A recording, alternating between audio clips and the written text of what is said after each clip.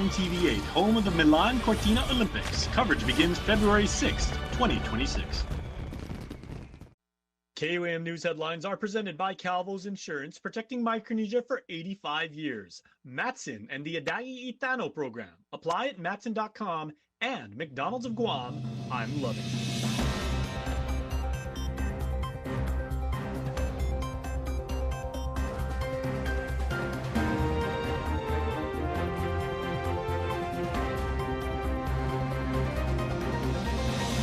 Ahead on KUAM News Primetime.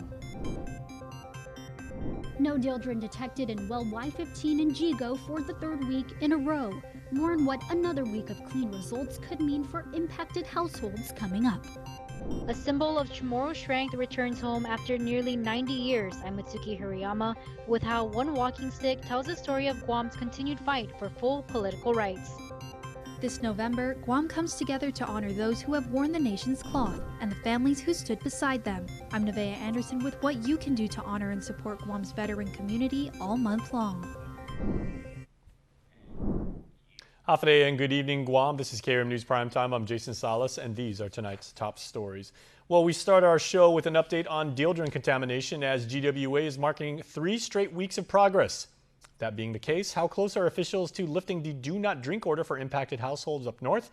And what does the latest information reveal about other wells throughout Guam? Here's more. Could the do not drink advisory for households in the Jigo Santa Rosa area impacted by dildren contamination soon be lifted? The short answer, possibly. Off-island lab test results for Jigo's well Y15 showing no detection of the pesticide for a third week straight. The Guam Waterworks Authority sharing those results Monday. The consecutive trend signaling that its interim treatment system is seemingly working. A 4th round of sampling is now pending, and if those results also come back clean, GWA will submit a formal request to the Guam Environmental Protection Agency to lift the order. In the meantime, the do not drink advisory remains in place. GWA says it will keep operating the interim GAC treatment system at well Y15 until the permanent treatment system is completed and will continue monthly sampling and analysis for dildren. GWA also providing updates on other entry points. Wells M4 in Manilao and D17 in Dededo remain offline, with treatment systems under construction. Other wells with levels above 0.1 parts per billion, or 50% of the interim action level, include online well X11 in Barrigada, Manila wells M2 and M3.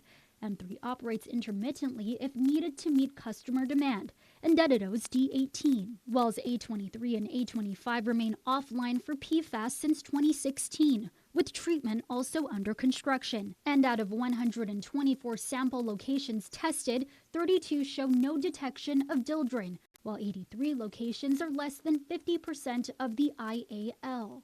GWA's customer call service is also returning to normal hours after extended call center hours for those in the Jigo Santa Rosa area. However, Guam EPA's hotline remains available Monday through Friday from 8 a.m. to 5 p.m. for those with questions about health risks and water safety. For more, contact 671-888-4342 or visit guamwatersafety.com. As KUAM's Destiny Cruz Langus reporting, of course. Now, federally, the Pentagon is said to be preparing to activate thousands of National Guardsmen from all 50 states to respond to possible civil unrest. This follows multiple media reports detailing internal documents outlining these plans. And according to those documents, reviewed by both the Washington Post and the Wall Street Journal, the Trump administration is training more than 20,000 Guardsmen as a quick reaction force with civil unrest training ready to deploy by April 1st. KUAM News has reached out to an official within the Guam National Guard who told us that there is no upcoming deployment from the Pentagon order. That person says it's just identified who will be on the team should the need arise. Elsewhere, a full circle moment today for Guam as a locally carved EFIT walking stick was gifted to President Franklin D. Roosevelt that returns home after nearly 90 years. And it's all thanks to a Utah couple who found the historical treasure buried in an abandoned storage unit in Colorado. Matsuki Hirayama has more on how the walking stick tells the story of Guam's continued fight for political rights. It's not just a stick, that's what it represents. Carved from EFIT, the strongest wood on Guam, this walking stick carries the story of the Chamorro people's strength, one that may bend but never break. we have an amazing treasure from sort of the long movement for self-determination that has made its way back to Guam. In 1937, Guam pioneers Francisco Baza Leon Guerrero and B.J. Bordalio carried it to Washington, D.C., gifting it, among other presents, to President Franklin D. Roosevelt to fight for Chamorro rights. This was kind of like their last-ditch effort to get change, because their efforts to try to get a bill for change in status for the people, or change in status for Guam, had stalled in Congress because of the U.S. Navy at that time, which didn't want any changes in Guam. Nearly 90 years later, the gift has returned home, all thanks to an incredible stroke of luck and the generosity of Utah couple John and Connie Up. We've had this cane, for at least 25 years. Believe it or not, I got it out of a storage unit. And I acquired it out of a storage unit, and I didn't think anything of it. You know, I thought it was cool to look at, and so I just put it in my put it in a closet and didn't really think anything of it for years. And then the Antiques Roadshow came. The Ups purchased an abandoned storage unit in Colorado over 2 decades ago, where they found the historical treasure buried among clothes, a washer, and dryer. Although they didn't know its significance at the time, the mystery even stumping a popular reality TV show that appraises antiques called the Antique Roadshow. They were extremely interested in it, and I got all the way up to the cameras, but I had no backstory. We didn't know the backstory at the time. And then we looked at donating it to the Franklin D. Roosevelt Museum, but... And I called Franklin D. the museum in New York, and they wanted nothing to do with it. And I thought that was very odd. But every so often, Connie would investigate online where the walking stick came from. She would soon find Dr. Michael Bivalqua's article talking about the missing gifts on a local newspaper. I'm like, wait a minute. I think we have the walking stick. So I reached out to him, and that's how we've all come together. U.S. presidents are typically not allowed to keep gifts after they leave office. It's unclear how the cane got to Colorado, but clearly it was found by the right people. It's our pleasure and it's our honor to give this to you. Yeah, but it belongs to the people of Guam. Exactly. I was just a caretaker. The walking stick will be displayed at an exhibit being developed by the Guam Museum and the Guam Commission on Decolonization next year. Meantime, its return home is a reminder of Guam's ongoing journey of self-determination. I hope that our people can connect in this way and really appreciate what our leaders, those who came before us, have done to get us to this stage. This fight is far from over. And at this point, we're really just doing our, it's our responsibility, right, to carry that on until the job is done. Mitsuki Hirayama, KUAM News. Well, we are going to change tempo and move to crime news now, as a 19-year-old faces multiple felony charges after police found an unregistered firearm during a traffic stop in Mangilao. Court documents state officers stopped a van on Old Price Road early Wednesday after noticing both occupants were not wearing seatbelts, and the passenger, since identified as Clayton Sablan, appeared nervous and tried to walk away toward nearby apartment buildings. Officers searched the vehicle and found a green camouflage sling bag on the passenger side floorboard, which contained a .38 caliber revolver and 6 .357 bullets. The driver denied ownership, and Sablan initially claimed the gun was not his. Yet, at the precinct, Sablan admitted the firearm did belong to him and said he found it the day before along Blas Street in Mangilao. He also admitted he did not have a firearms ID or registration for the weapon. Sablan has been charged with third-degree felonies, possession of a firearm without a firearms ID, possession of a concealed firearms without a firearms ID, and possession of an unregistered firearm. Also, a routine traffic stop for a missing license plate ended with 2 people behind bars on drug charges, as a magistrate's complaint states that 29-year-old Brandon Lee Minnow and 33-year-old Victoria Rose St. Nicholas were arrested after officers pulled over a silver Nissan in Mangilao around 8 p.m. on October the 30th. Police say both were known to them from previous encounters and appeared nervous and impaired. Officers reported seeing St. Nicholas with dilated pupils and foam at the corners of her mouth, while Minnow was sweating, fidgeting, and avoiding eye contact. A search of the vehicle turned up a cut plastic straw with white residue and a small baggie containing crystalline substance. Both tested positive for meth. Minnow and St. Nicholas are each charged with drug possession as a third-degree felony. Please stay tuned, everybody.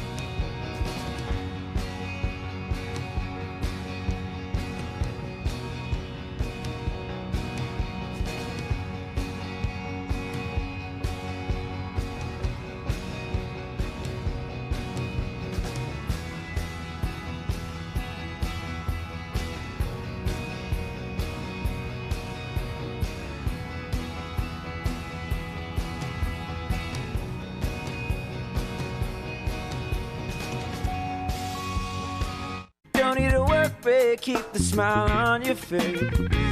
The moments you can't replay, and I'll be around.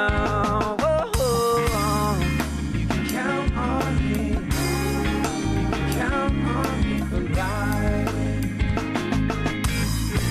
Wherever life takes you, we're always here for you. Calvo's Insurance. Count on us for life. Anything's possible. I push to the limits. I climb every wall. I keep on believing. Anything's possible. If there's one thing we've learned, it's never to underestimate the spirit and strength of the people of our island home. Which is why at Bank of Hawaii, you, your dreams, and your possibilities will always have a home. Reach your possible with Bank of Hawaii. Welcome back, everybody. The NWS is closely tracking Invest 90W, a developing low-level circulation system southeast of the Marianas. The weather formation is expected to move northwest and then west-northwest, possibly passing near or just south of the islands. Now, residents can expect increasingly gusty winds shifting from the east to the southeast, with sustained winds of 20 to 30 miles per hour and gusts up to 40 by midweek. Periods of heavy rain are also expected, bringing 4 to 8 inches of rainfall through Friday, raising the risk of flash flooding and mudslides, especially in hilly areas. A flood watch is now in effect for Guam and Rota from late tonight through Friday afternoon, with seas also expected to become hazardous, building up to as high as 10 feet, with coastal inundation possible.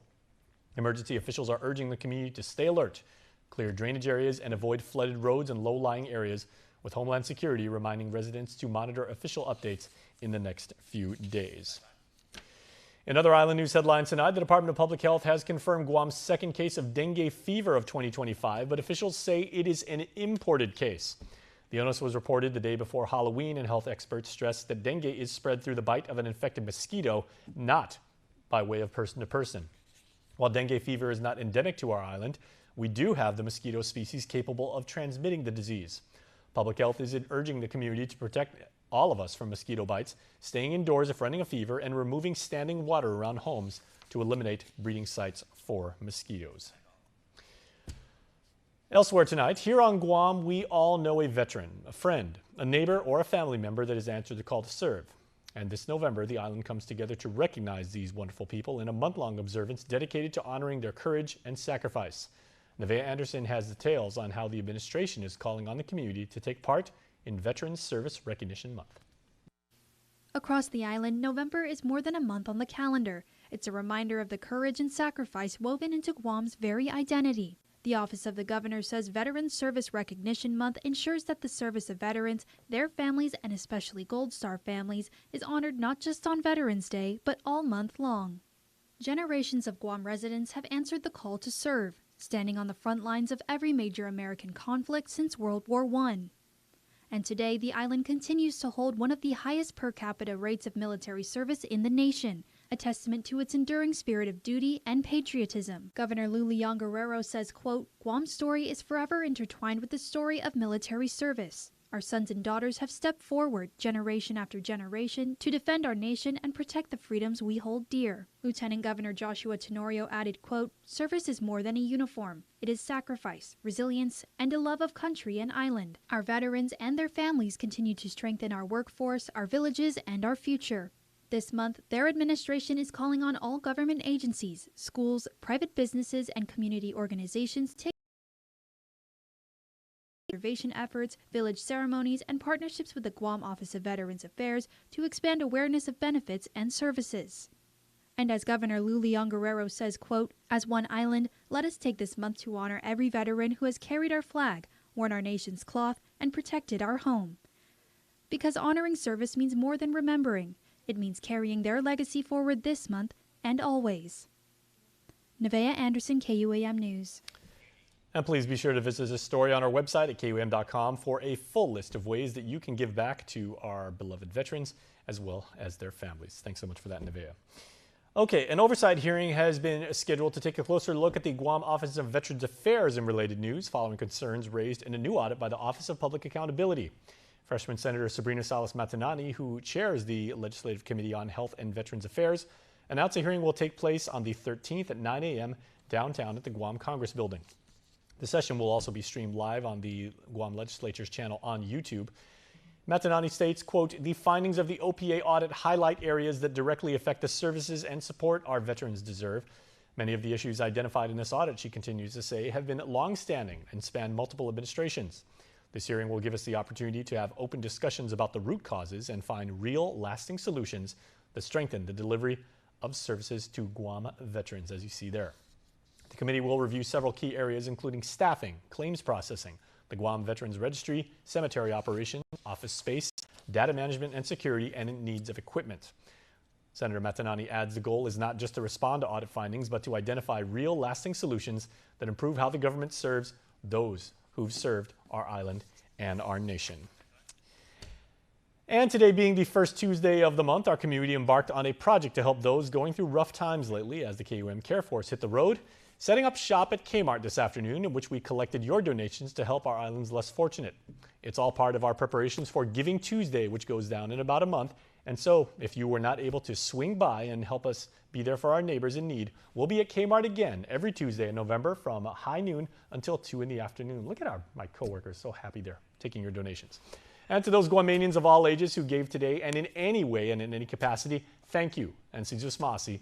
And please rest assured that your generosity and your love is going to make a big difference.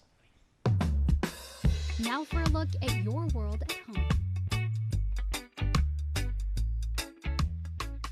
We're taking you down to EPAN to hit the links at the Country Club of the Pacific.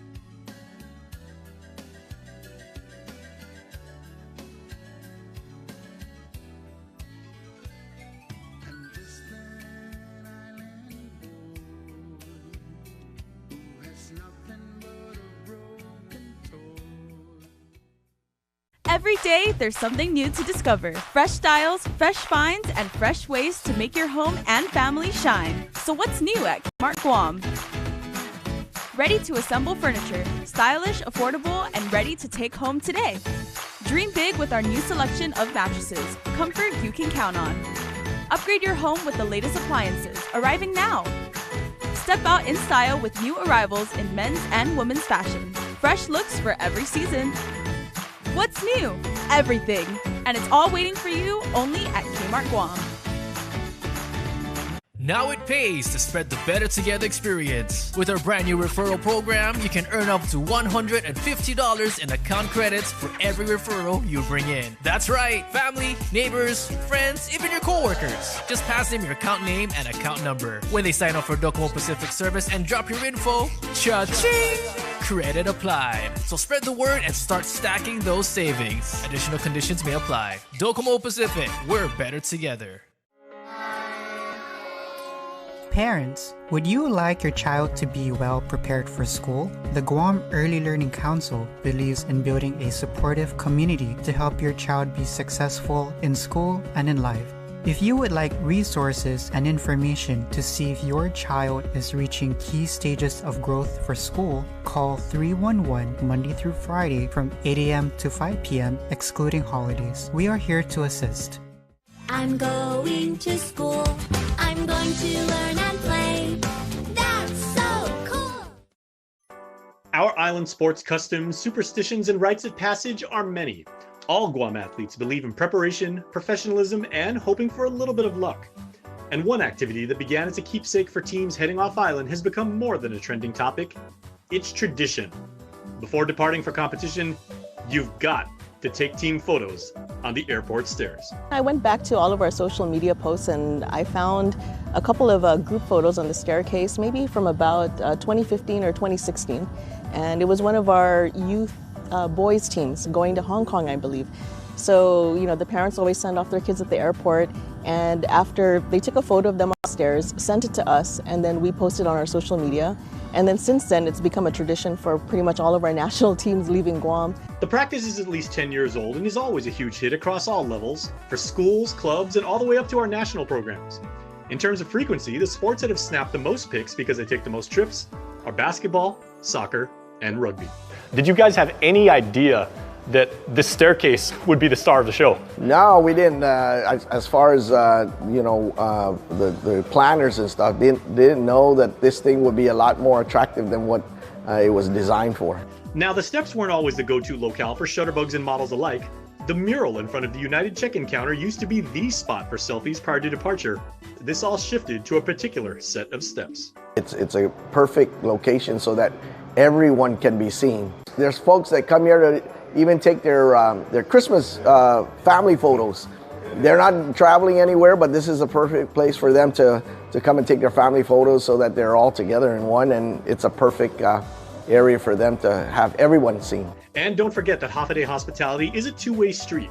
We welcome people here and send travelers off with good vibes too.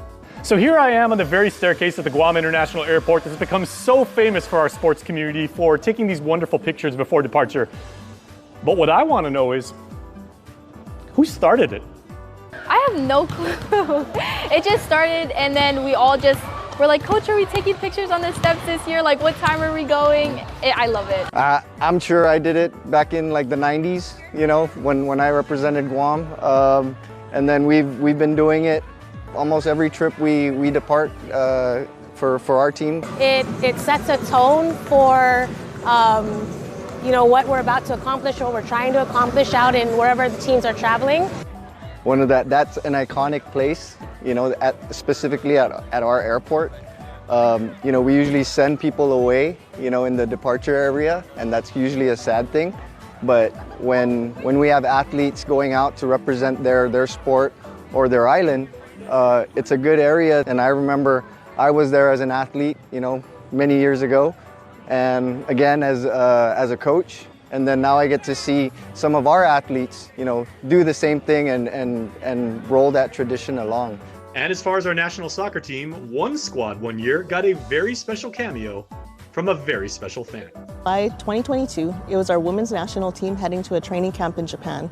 And we invited the governor, and so we had executives from GFA come, and so she arrived that morning to kind of give her well wishes to the team. Every player on that team was just so proud to represent Guam and say, like, you know, everyone in Guam's behind us, even our own governor came to the airport at like 4 in the morning.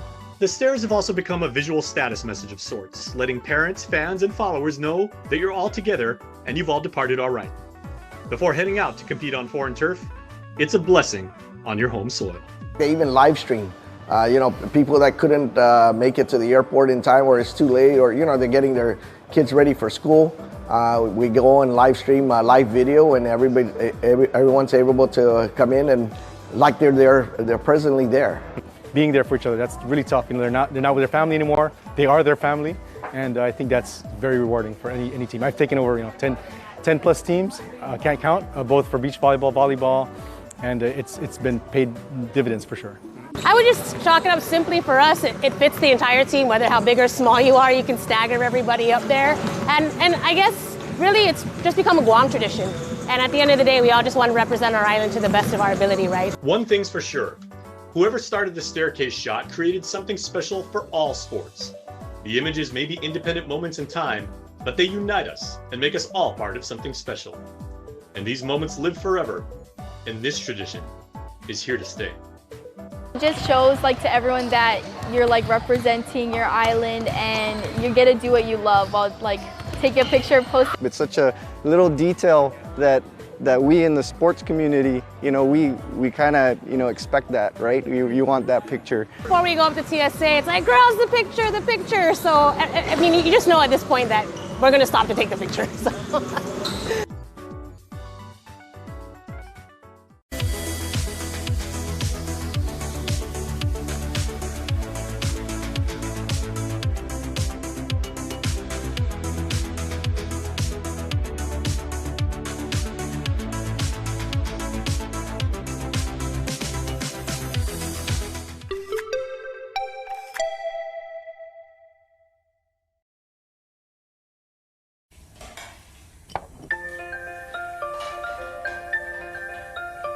Honey, do you want some milk?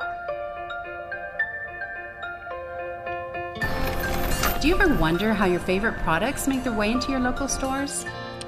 Most arrive on state-of-the-art Matson vessels that transport containers of food, household items, equipment, and supplies into the islands every week. Because we know that you depend on us, we work closely with our partners to ensure that our shipments arrive on time, all the time, so you can find your favorite products when you need them. We transport the region's most precious cargo that supports successful businesses and promotes a better quality of life for our families. Matson is proud to have been the hometown shipping carrier for Guam, the CNMI, and Micronesia for the past 25 years, and you can count on us to be here for generations to come.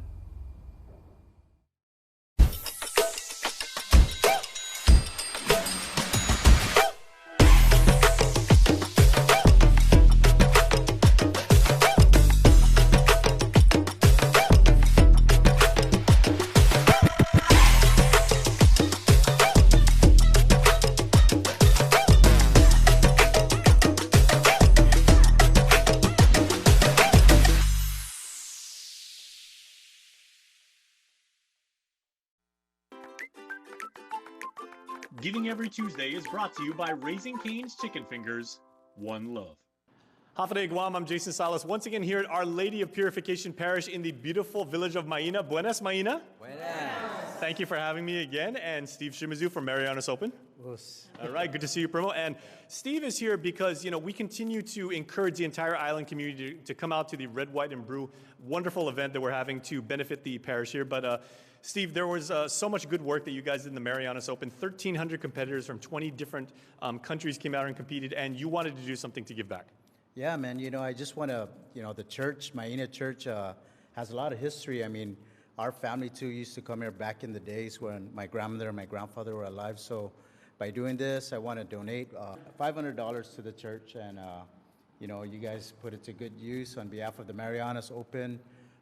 Marianas Sports Jiu-Jitsu Federation, thank you very much for what you guys do. I mean, your hard work really shows, and the community really loves it. Yeah, and Francis Guerrero is here. And Francis, you know, the parishioners were telling me last time you made such a big impact on all of us, including Monsignor, about how this is a family-oriented village, and the event you're having here, everybody is welcome, but it's really going to go to help the parish. It really will. I think our parish is smallest probably on the island, so every little bit that we do really helps us, especially this. Thank you so much, Steve. No problem. This is well appreciated. This year's event is Monday, November 10th, from 6 to 9:30. Tickets still available? Tickets still available, and you'll still be able to buy at the door if you don't catch any one of us to get one before then. There you go. Okay, and Steve, again, as a sportsman and as an administrator now of sporting events and everything like that, you have always epitomized what it means to give back, whether it's donating mats to Ukudu High School for their wrestling program, or even now so that the church can continue to do the Lord's work. Yeah, you know, giving back is not just something that you want to show. It's something from the heart. You know, you got to give back to the community. I mean, appreciate what's in front of you, what happens to you also reflects about your success, and also giving back to the community. So, man, it makes me feel good to give back for a good cause. All right, really good people here doing really, really good work, and a incredible gesture from you, Primo. So thank you once again for your generosity, and there you go. Thank you guys. Thank you so much, and we'll see you at Red, White, and Brew coming up really soon. Viva Maina! Viva! Giving Every Tuesday is brought to you by Raising Cane's Chicken Fingers. One love. News Bites is brought to you by Docomo Pacific Better Together, Fresco Clothing, original custom design apparel of Guam and the Marianas, and the Guam Army National Guard. Live here, serve here. Hey everybody, life update. I have enlisted. Yes, indeed. All right, see, I got my uniform on, the KUAM Care Force, right? And we are so excited to work with you, our beloved community, for Giving Tuesday. And we have our Village to Village drive-in every single Tuesday. We talked about it earlier in the show. We were at Kmart today, and we will continue to be there every Tuesday from 12 to 2, taking your generous donations to help less fortunate members of our community. Toiletries, toys, baby items, non-perishable food, clothing items, items of apparel, whatever you can do to help people going through rough times right now. Thank you so much for getting on board with us in this mission. And, you know, see, and we're going to complete this mission, all of us together. All right. In Nafamalik, speaking of not leaving our neighbors behind, the Nafamalik organization is one that specializes in mediation, a very, very critical skill to have. And if you would like training on how to be a professional mediator, please consider checking out Inafa Maulik and going through the training session for any industry you're in. You know, construction, professional, specialized, and everything. Mediation, you can be a very, very big asset to your organization at any level. All right, I really encourage you to do that. I've had several friends that have been involved with this. Amazing skill. And Hope Camp is coming up. Everybody needs hope. Everybody shares hope. What a wonderful thing it is to have. And this is my friends at Game Time, right? Coach John Diaz is coming back, and the one and only Coach Chad Ike has massive love for Guam. All right, these guys are island boys. They have a connection to Guam, and they are coming back. I've covered their events before. They are teaching you how to be spiritually strong, physically strong, mentally strong, and you are going to take your game to the next level. I'm going to get an interview with both coaches and my friend Brian McGill. We are going to find out everything that's going on with that. All right, birthdays right now.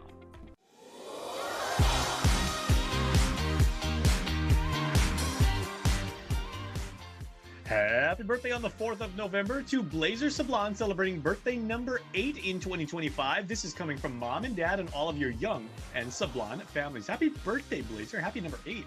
Gus Conception Sablan, shout out from the Maxshaw clan, who wish you a terrific and blessed birthday, and they all say please enjoy your special day. To our daddy, Danny Taiting Fong, your family says we love you so much, and Danny, happy birthday to you, sir. And Sophia Underwood, happy birthday, Sophia. I know you're extra happy because your Dodgers won. Hey, Game 7 was incredible. Please enjoy your special day with all the love in the world, Christine, Gus, and the rest of your family. Want to wish your special someone a happy birthday? Just click the QR code here on your screen or email birthdayclub@kuam.com. That's all the time we have, everybody. Thanks so much for watching. Have a pleasant Tuesday. Health, Home, and Lifestyle is brought to you by The Medical City, your trusted partner in health. Happy day, everybody. I'm Jason Salas here at Kmart, and I have my friends and my family members for the KUAM Care Force, and we are raising money to help take care of our community for Giving Tuesday. We are here each and every Tuesday throughout the month of November, and with your generous donations, we are going to help people in our community who are struggling right now, going through like a lot of stuff. So thank you for all of your contributions, and we are here each and every Tuesday from 12 to 2. So please come by, make a donation, come hang out with us, because we are doing good work in our community right now. But for Health, Home, and Lifestyle, we got a really good show for you this week. Here's what we have. House to Home, presented by Remax Diamond Realty. Half a day, everybody. I, for one, am really, really happy, and I know my ladies, Liz and Gina down at Remax Diamond Realty Guam, for you today. If you saw the episode of Remax's other series that we have here on KUAM, Properties in the Tropics, our friends Dee and Deanna had this wonderful segment about looking at a piece of commercial property. It's over there in Tamuning, and they even said, you know, admittedly, this is a fixer-upper, but can you see the potential?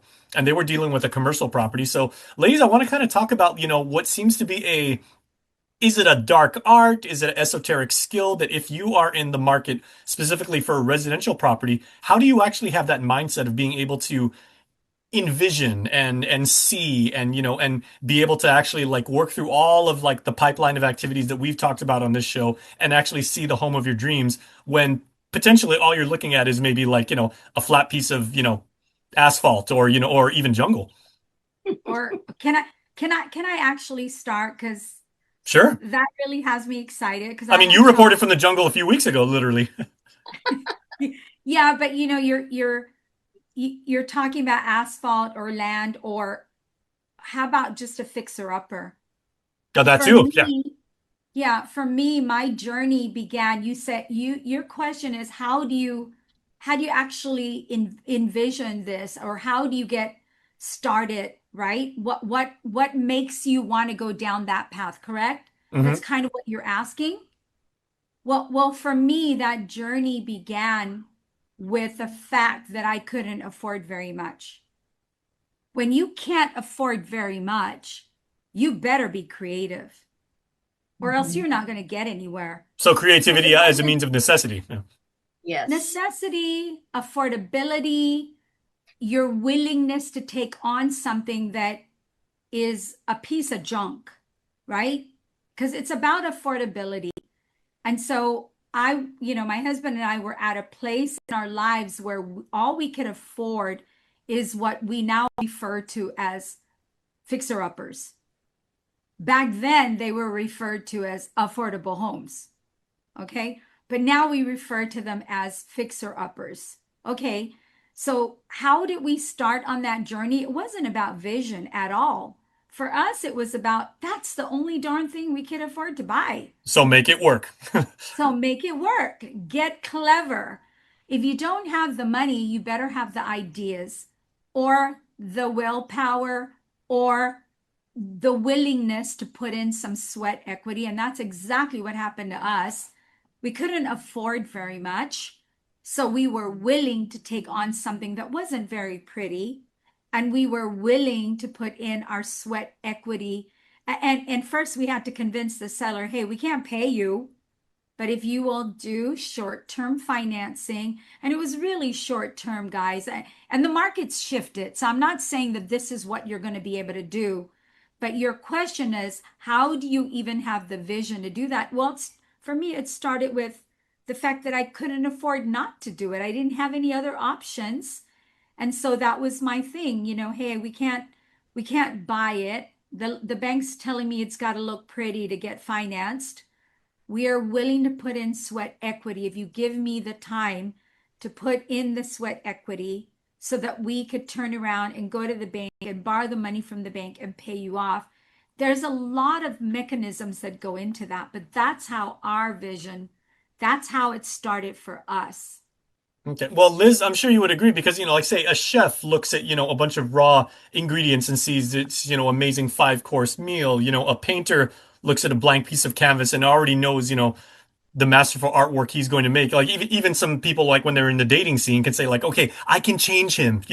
They take they take the person who's rough around the edges. But how do you actually take like property that may have, little dings here and, and imperfections and things like that, and actually envision it into be the home of your dreams?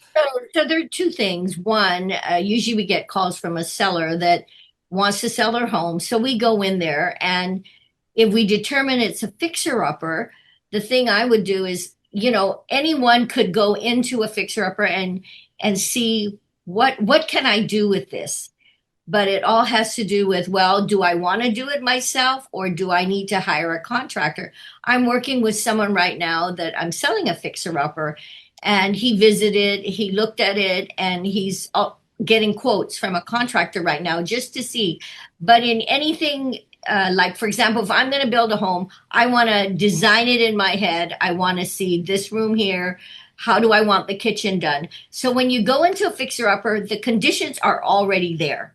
So you want to look at, okay, if I'm going to redo this kitchen, how am I going to reconfigure it? And what happens usually is people either keep the original layout or they want to shift things around, but that involves plumbing and everything. So it comes out in your head. How do I, when I look at it, what can be done? So every time I inspect, I'm sure it's the same with Gina, you could see a potential because we see so many homes and we see the potential of what could be done with this particular home. But for any layperson, when they go in, Gina hit it right on the nail. They have to have the willpower because these projects will take a while. And sometimes it could take a year before they improve. I've met people who would renovate the kitchen first. And then when they save up enough money, then they shift to the bathrooms. So it's just a question of where do they go first. So I mean, so they have a phased approach in that method. That's right. And right now there are a number of fixer-uppers in the $200 to $400 price range. Yeah. It's just a question of, right, Gina? And yeah, a bunch of them that are. And Gina has one in my mind that's about 200 something. So it's just a question of going in, have a vision. What can I do? But you have to, if you, as Gina puts it, if you don't have the money, you're going to have to save up, have the vision, do whatever is needed to buy the home, and then gradually take on different projects. But you do have to have the willpower and the stamina, and of course, money. And if you can't afford it, then it's a matter of saving every paycheck so that you can put it towards. But I'll tell you one thing. If you have that elements, of what it's going to take, you're going to create something beautiful and have something that you'd be proud of in the end. I just visited a home yesterday, and I remember when that home was being sold, that there were some issues with the home. Well, this person who bought it, they built nice landscaped yards, beautiful flowers. I was just amazed at what they did with that property. And anyone could create that, create something beautiful out of nothing. This is a skill I just wish I had, ladies, because I know some people, they can just, like, again, in any different type of context and everything, they can just look at something and say, I know how this is going to be. But I guess to Gina's point and everything like that, you also have to have like incredible resolve. You have to have a willingness and a work ethic, and you have to be very, very patient. That's right. So it's hard skills and soft skills, right, Gina? It's all of it. It's absolutely all of it. And I can't emphasize enough we do right now, coincidentally, we have a bunch of properties that are listed under 300,000. But when you're in that price range, that price range tells you a couple of things. First, that you're going to need to put some work into it, whether you're doing the work yourself or you have the ability to get a contractor to put the work in, but it needs work, or it needs work and it has other issues. Almost all of my listings that I have on the market right now need a lot of work, and that's why they're priced under 300,000. And 300,000 is by no means to some affordable, but it is right now. And it's not going to get any better. The interest rate just dropped last week. We expect another drop in December. Tender love and care. Did we invent crispy chicken? Nah, we just put it where it belongs, inside burritos and tacos, obviously. Extra saucy. 2 strips, huh? Look at that. Overachieving? Sure. Did you ask for it? No, but we did it anyway. Crispy chicken from Taco Bell, a brand new classic. You're welcome. Guam's auto appearance specialist, Elegant Reflections, has been providing the automotive industry with professional detailing and car care products at its highest quality, from complete detailing, full interior detailing, exterior detailing, headlamp restoration, hand washing, seat and carpet shampoo, engine degreasing, undercarriage cleaning, paint sealant, fabric protection, paint oxidation removal, and so much more. Visit us at our new location. Call 646-5555 for an appointment. Elegant Reflections, Guam's auto appearance specialist, over 20 years of experience. Ladies, I want to take us in a different direction for just a moment, because something just popped into my head. We haven't discussed this prior, but the Guam Department of Education, I remember several years ago, had a pilot project that they were doing for high schoolers where they were teaching young boys and girls, young men and women, financial literacy. I was really, really in favor of that, because I certainly didn't have that when I was going to school, in public school. And then the program, for whatever reason, didn't stop.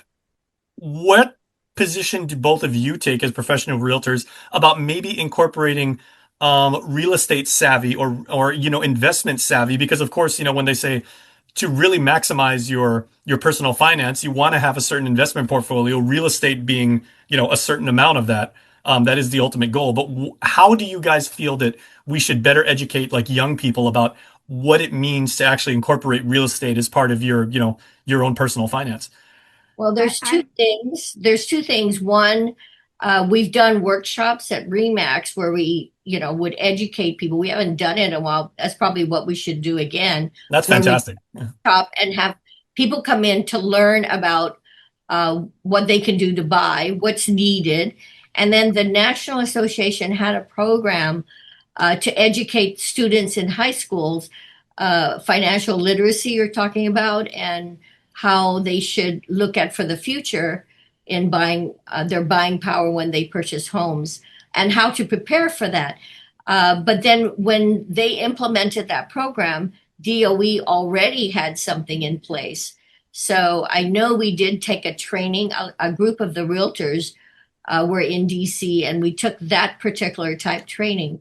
So I guess it's just a question, if they drop the program, then the Guam Association may consider reactivating that again in the high school. Yeah, Gina, I'm not saying we should, hopefully we won't turn young people into like expert real estate investors right off the bat. But if you could at least instill in young kids' minds and everything how important it is to own your own home and the equity that goes along with that and the planning that goes along with that and the creativity that goes along with that, which we talk about on the show every week, that would really benefit the next generation. Oh, absolutely. And I think that's so important to teach them in high school, maybe elementary through high school. I think you need to start with the very, very, very basics of why it's important to have a good job and save your money. And after you teach them how to save them, it needs to be a course where you learn to save your money, you learn to budget your money, you learn to pay your bills on time. That actually needs to be an ongoing course, maybe from 8th grade all the way through 12th grade.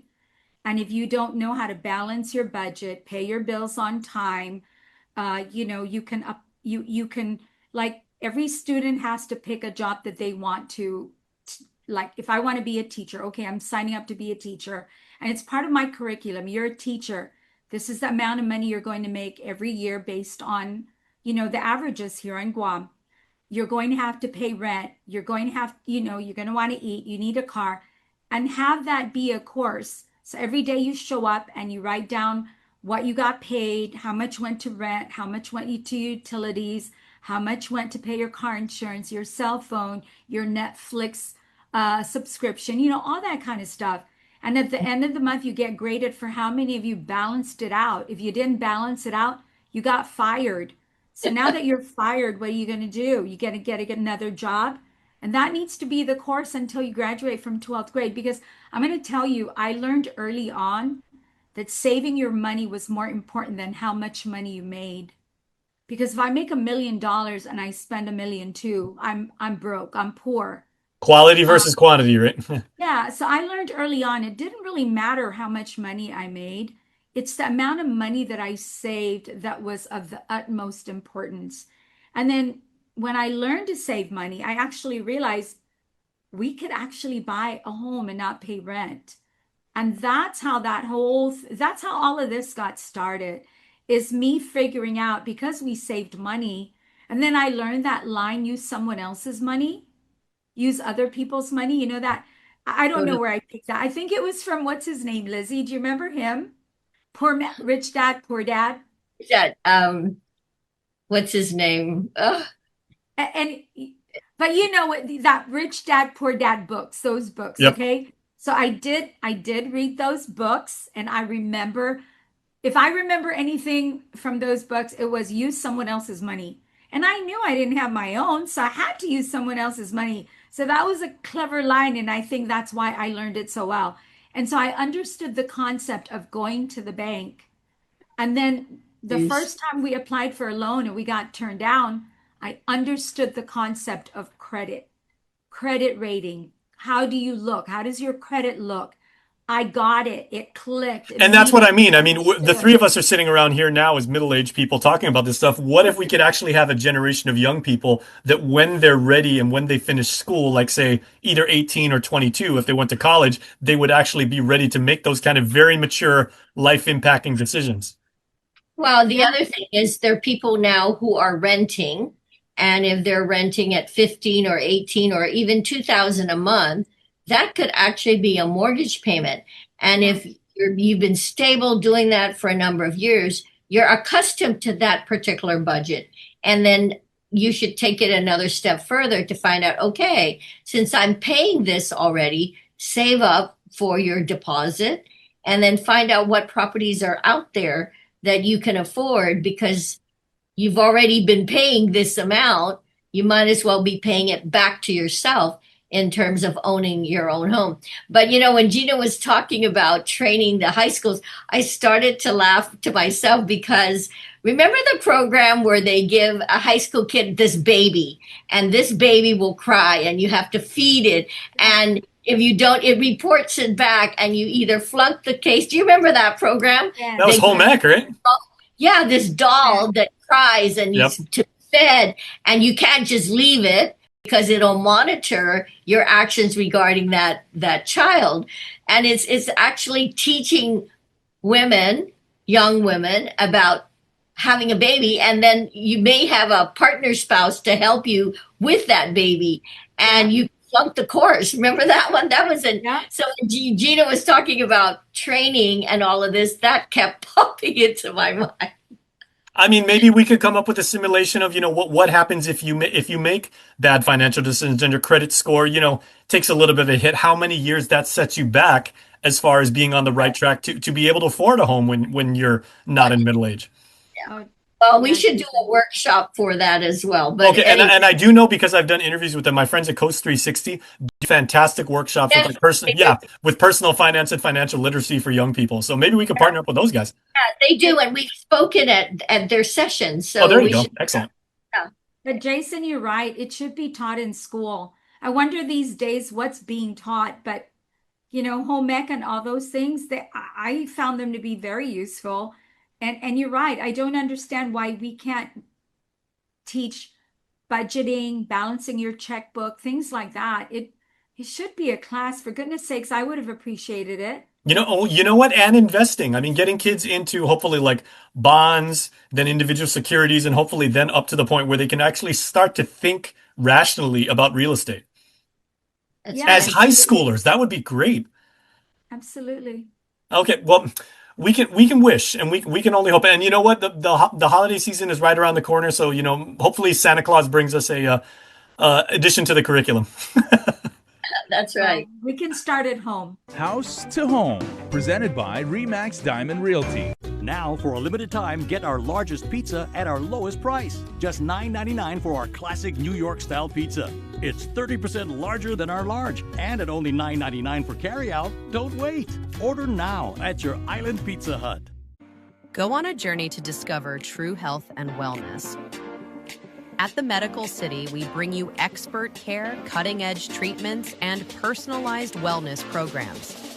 From wellness checkups to relaxation retreats, nurture your well-being in a place of healing. Explore the Philippines. Experience the Medical City.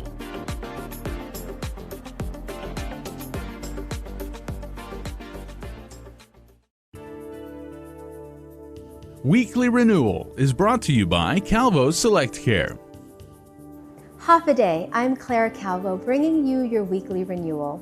November 5th is Stress Awareness Day, and this first week of November, we are recognizing Stress Awareness Week. November also honors Lung, Prostate, and Stomach Cancer Awareness Month. At first, these may seem like separate issues, stress and cancer, but in truth, they are deeply connected. Chronic stress affects every organ system in our body, and long-term, it can influence the same pathways that increase cancer risk. Today, let's explore how stress shapes our physical health, how it impacts these three vital organs, and what we can do to restore balance, resilience, and wellness. Stress is not just a feeling, it's a physiological reaction. When we face ongoing pressure, our body releases cortisol and adrenaline. These hormones prepare us to fight, flight, or freeze. But if they stay too high too long, they suppress immunity, increase inflammation, and disrupt digestion and hormones. On Guam, where we balance work, family, and cultural duties, and modern challenges, many of us live in constant low-grade stress. Over time, this can lead to fatigue, sleep problems, anxiety, and more serious impacts include risks for cancers that thrive in an inflamed, oxygen-deprived, or toxic internal environment. So how can this affect our lungs? Well, chronic stress changes how we breathe. Shallow, tight, and rapid breathing. This limits oxygen, weakens lung tissue, and even affects our immune defense. When combined with air pollution or smoking, it increases vulnerability to lung disease and lung cancer. Some helpful wellness tips would be to practice deep breathing, mindful breathing, pranayama, nature walks, or even singing. These practices can retrain the lungs and calm the nervous system. Next, how can stress affect prostate health? For men, high stress raises adrenaline and lowers testosterone. It can drive inflammation and impair circulation to the reproductive organs. Chronic stress has been shown to increase risk of prostate enlargement and prostate cancer progression. Some wellness tips include managing stress through movement, whether it's running, swimming, yoga, or strength training. Just stay active. As well, have regular checkups and open conversations about your health with your physician. Lastly, stomach health.